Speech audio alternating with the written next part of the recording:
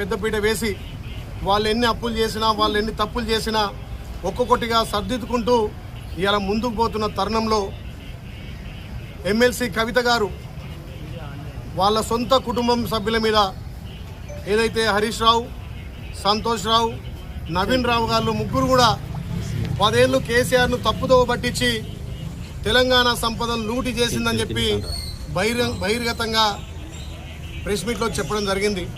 మరి దాన్ని ఆధారంగా ఇవాళ మా గౌరవ ఎంపీ గారు యాక్టివ్ 173 BNSS ద్వారా చట్టరీత్యా వాళ్ళ చర్య తీసుకోవాలి, వాళ్ళ మీద దర్యాప్తు చేయాలి.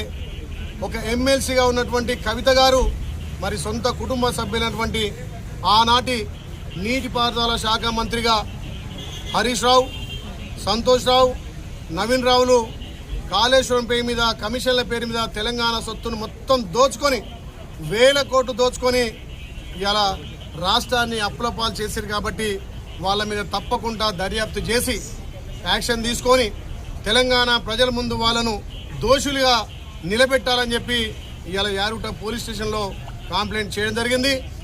ఏదైతే దొంగే దొంగ అన్నట్టుగా రాష్ట్రాన్ని అప్పులు పెట్టిరు, మరి ఆ రోజు కవిత అధికారం ఉన్నప్పుడు ఇలా ఒక్క మాట మాట్లాడలేదు.